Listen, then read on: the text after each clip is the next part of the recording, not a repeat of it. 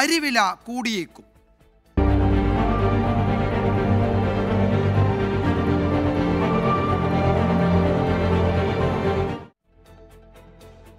കേന്ദ്രം സഹായിച്ചില്ലെങ്കിൽ സംസ്ഥാനത്ത് അരിവില കൂടുമെന്ന് ഭക്ഷ്യമന്ത്രി GR അനിൽ.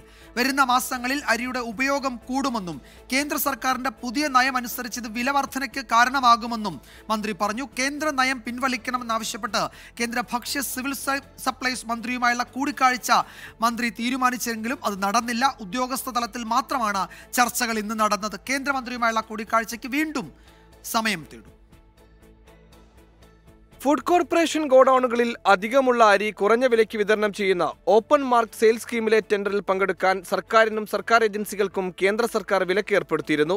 മുമ്പ് ഈ ലേലത്തിൽ പങ്കെടുത്താണ് സപ്ലൈകോ അരി വാങ്ങിയിരുന്നത്.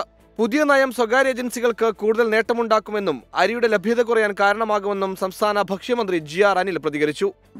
കേന്ദ്ര ഗവൺമെന്റ് OMS സ്കീമിൽ ഗവൺമെന്റ് ഏജൻസികളോ പങ്കെടുക്കാൻ പാടില്ലെന്നുള്ള ഒരു വിലക്ക് വന്നിട്ടുണ്ട്. അത് വന്നപ്പോൾ നമ്മെ വല്ലാതെ ബുദ്ധിമുട്ടിക്കുന്ന ഒരു സ്ഥിതിയാണ് വരുന്നത്. സ്വാഭാവികമായിട്ടും ഇത് സ്വകാര്യ കച്ചവടക്കാരായിരിക്കും ഇത്തരം ഒരു സ്പേസിൽ കൂടുതൽ കടന്നു വരാൻ സാധ്യത. സംസ്ഥാനത്ത് ഉത്സവകാലത്ത് അരിയുടെ ഉപയോഗം കൂടുമെന്നും അത് വിലവർദ്ധനവിലേക്ക് നയിക്കുമെന്നുമാണ് മന്ത്രി വ്യക്തമാക്കിയത്. ഫെബ്രുവരി, മാർച്ച്, ഏപ്രിൽ, മെയ് മാസങ്ങളിലാണ് കേരളത്തിലെ പ്രധാന ഉത്സവങ്ങളെല്ലാം നടക്കുന്ന ഒരു സീസൺ. അപ്പോൾ സ്വാഭാവികമായിട്ടും അരിയുടെ ഉപയോഗം കൂടുന്ന ഒരു ഘട്ടമാണ്. OMS സ്കീമിലെ ലേലത്തിൽ സർക്കാർ പങ്കെടുക്കരുതെന്ന നയം പിൻവലിക്കണമെന്നാവശ്യപ്പെട്ട് കേന്ദ്ര ഭക്ഷ്യ സിവിൽ സപ്ലൈസ് മന്ത്രി പീയൂഷ് ഗോയലുമായി നിശ്ചയിച്ച കൂടിക്കാഴ്ച നടന്നില്ല.